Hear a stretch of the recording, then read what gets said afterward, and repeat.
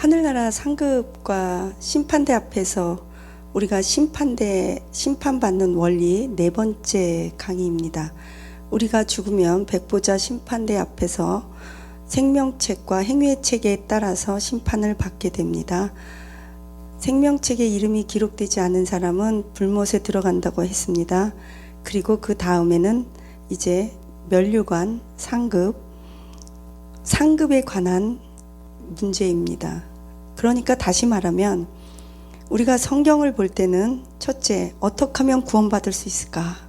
이게 가장 중요한 핵심입니다. 왜냐하면 지옥 가면 안 되기 때문입니다. 성경에는 너무나 많이 지옥에 대해서 설명하고 있는데 설교 시간에 우리가 일생을 살면서 몇 번이나 과연 지옥에 대한 설교를 들어봤을까요?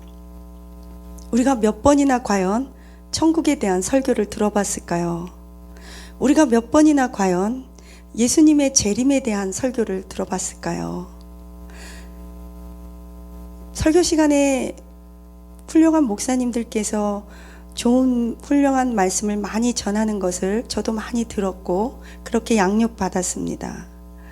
그런데 성경에서 이제 제가 목사가 되고 나서 가장 중요한 핵심이 무엇입니까? 그러면 당연히 어떻게 해야 구원받는가?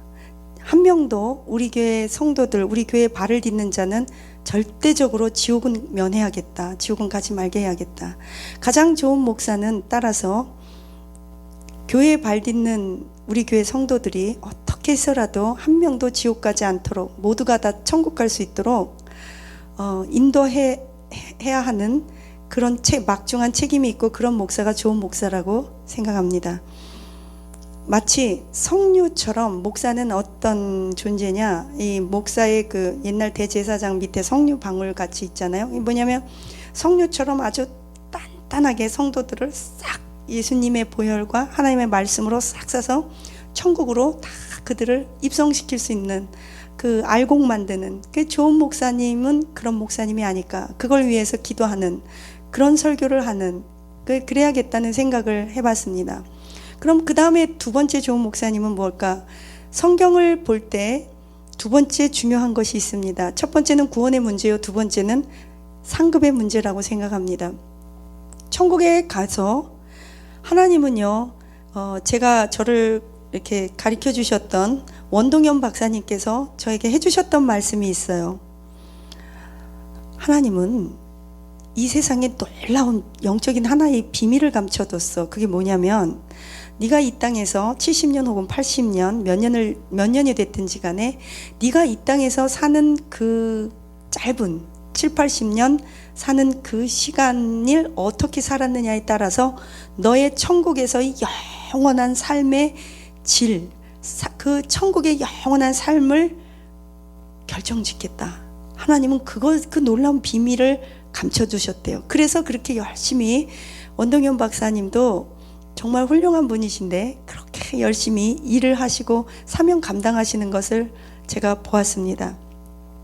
원동현 박사님은 우리나라 교육계에서 아주 훌륭한 분이세요. 그분은 박사님이시고 연세도 많이 드셨는데 초등학생도 가르치고 유치원 애들까지도 가르치세요. 전 그걸 보고 참 눈물이 날 정도로 저분은 왜 저렇고 정말 차세대를 키워내겠다고 저러고 몸부림을 치시는구나. 전 그걸 보았습니다. 원 박사님이 저에게 전화로 이런 말씀을 하셨어요. 정 교수님, 사람들이 말이야 나를 오해해. 내가 애들 중학교, 초등학교, 유치원 애들까지 가르치고 다니니까 사람들이 나한테 뭐라 그러냐면 원 박사님은 애들을 너무 좋아하시나 봐요. 이런 말을 하는 거야. 나는 과학자잖아. 원 박사님 서울대 나오시고 정말 우리나라 100대 위인 중에 한 분이시고 훌륭한 분이세요. 그런데 그분이 과학을 하다가 교육학으로 우리나라와 민족의 차세대의 교육을 위해서 인생을 완전히 180도 이렇게 꺾어버리셨어요. 방향전환. 인생의 배를 완전히 틀어버린 거예요. 그러면서 그렇게 아이들을 가르치겠다고 일생을 여기저기 뛰어다니시는 저는 모습을 가까이서 역력히 오랜 기간 동안에 진짜 20여 년 동안 보아왔습니다. 그리고 그분이 저를 가르치셨어요. 근데 그분이 그래요. 나도 과학하고 싶지. 내가 이 나이에 무슨 미적분 풀면서 완전 숫자 이거 하고 싶어. 그런데 그분은 사명 감당하기 위해서 그렇게 사시면서 하시는 말씀이, 정 박사님도요, 힘들어도 조금만 참어. 나도 죽지 못해도 사명 감당하려고 사는 거야. 하나님은 70년, 80년 이 영원이라는 시간의 선상에서 봤을 때 7, 80년은 진짜 1초, 순간도 아니잖아요. 영원이라는 순간. 그 영원이라는 시작도 끝도 없는 그 시간의 선상에서 우리는 70년, 80년을 어떻게 사느냐에 따라서 우리가 천국에서의 영원한 삶을 결정져 버리겠다는 하나님의 놀라운 법칙이라는 거죠. 그래서 우리가 성경을 읽을 때는 첫째, 어떻게 구원받는가? 둘째, 어떻게 하면 우리가 상급을 쌓을 수 있는가? 그것을 알아야 합니다. 오늘 보니까, 성경에 보니까 너희가 야고보서 5장 9절에는 이렇게 말씀하고 있어요. 형제들아, 서로 원망하지 말라. 그리하여야 너희가 백부자 심판대 앞에서 심판자가 문 밖에서 서서 기다리는데 네가 그래야만 심판을 면하리라. 뭐예요? 원망하지 말라. 이 야고보서는 믿지 않는 자들을 향해서 쓴 글이 아니고 믿는 우리 성도들을 향한 윤리의 스탠다드, 기독교 윤리 강정입니다. 그런데 심판자가 너희 중에 무슨 무익한 말을 하든지 심판대 앞에서 그 무익한 말조차도 결단코 심판받는다고 그래요. 그러니까 우리가 말하는 거 조심해야 되고요. 단지 이 땅에서 뭐 묶이면 풀리고 풀리면 묶고 축복 말한 대로 됩니다. 축복 그런 차원이 아니고요. 내 귀에 출애굽기에서는 그러잖아요. 내 귀에 들린 대로 내가 너에게 행하리라. 그런데 너희 중에 누구든지 무슨 무익한 말을 하든지 심판대 앞에서 그대로 다 심판을 받게 되리라 그래요. 말한 게 없어져요? 안 없어져요? 안 없어져요. 말한 게 안 없어진다고요. 그러면서 야고보서에서는 원망하지 말래요. 원망하면 심판대 앞에서 심판자가 기다리고 있대요. 오늘은 상급보다 어떻게 하면 우리가 상급을 까먹지 않을까, 그것에 대해서 오늘 좀 말씀을 나누려고 해요.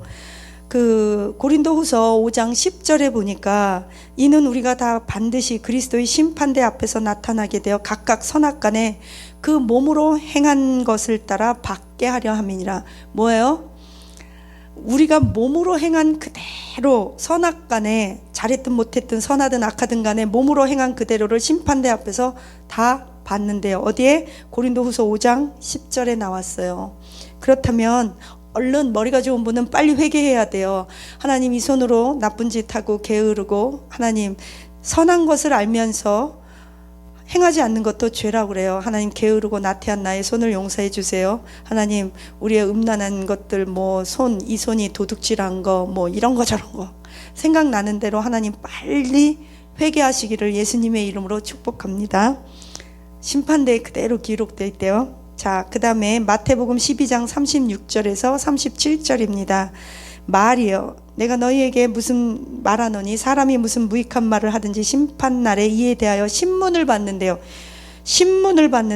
법정에서 내 말로 의롭다 함을 받고 내 말로 정죄함을 받으리라.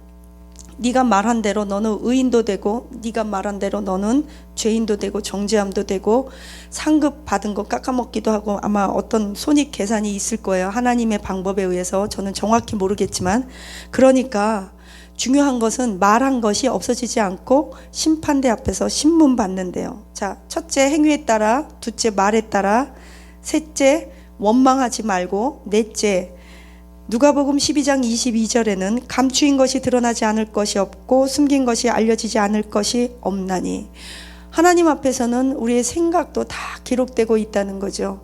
나의 입술의 모든 말과 나의 마음의 묵상이 주께 연락되기를 원합니다라는 말은 한편으로 생각하면 기도의 차원으로 생각하면 감사한 말이지만, 우리가 순간순간 저지르는 우리의 나쁜 생각, 그것이 백보자 심판대 앞에서 행위의 책들에 기록되어 우리가 상급과 징벌, 그 차원으로 생각한다면 너무나 무섭고 끔찍한 일이라는 거예요. 그러니까 우리는 어떻게 해야 돼요?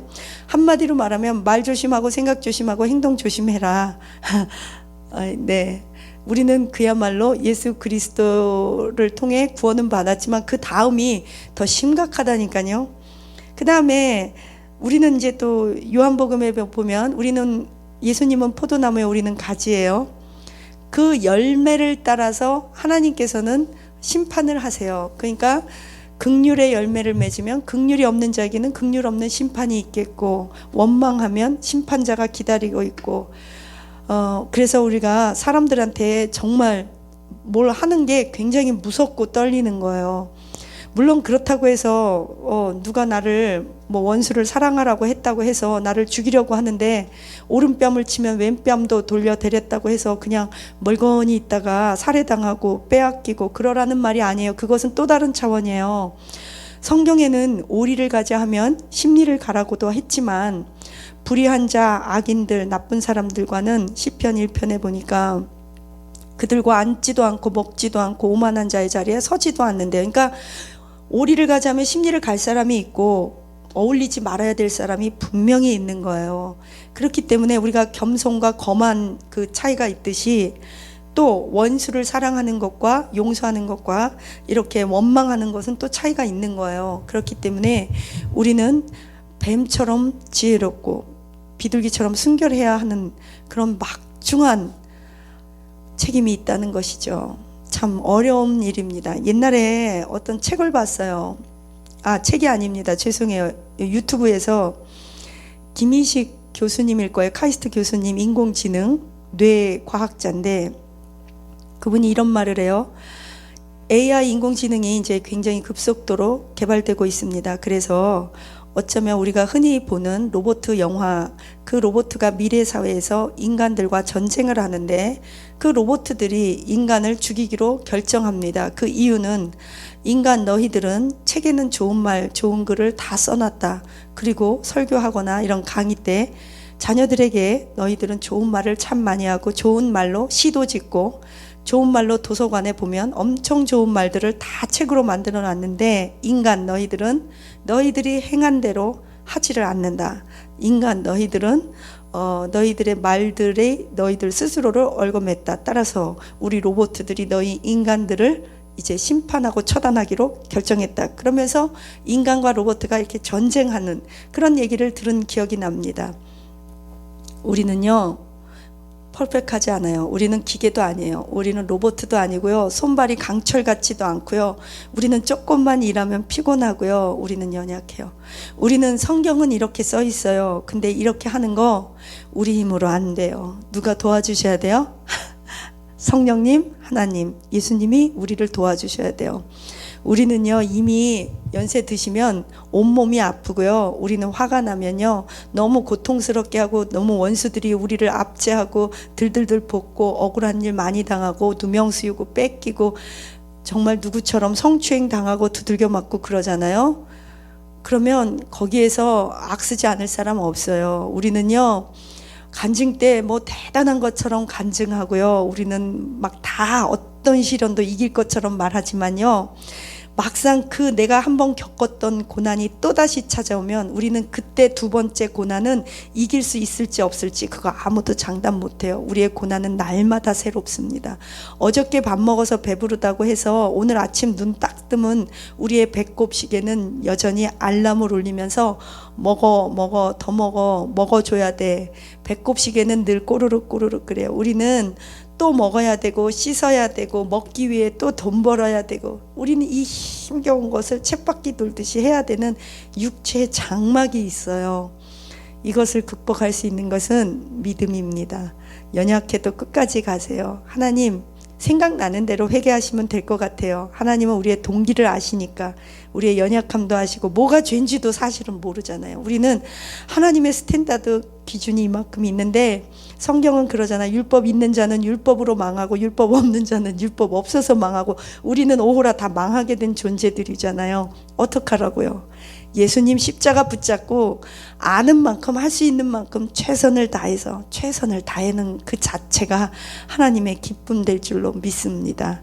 우리 기도하시겠습니다. 하나님, 무슨 무익한 말도 심판대 앞에서 심판받고 없어지지 않는다고 배웠습니다.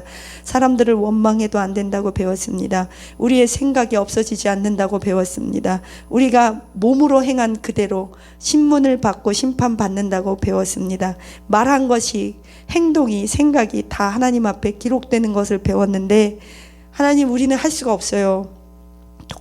도저히 저 원수들이, 나쁜 자들이 우리를 괴롭히고 이유 없이 누명 씌우고 이유 없이 핍박하고 조롱합니다. 하나님, 불경기입니다. 우리가 정말 삶의 터전이 너무나 치열한 전쟁입니다. 이럴 때 우리는 어떻게 해야겠습니까? 아버지, 우리의 허물을 보혈로 덮어 주시옵소서. 우리의 의지를 다해서 최선을 다해 보겠습니다.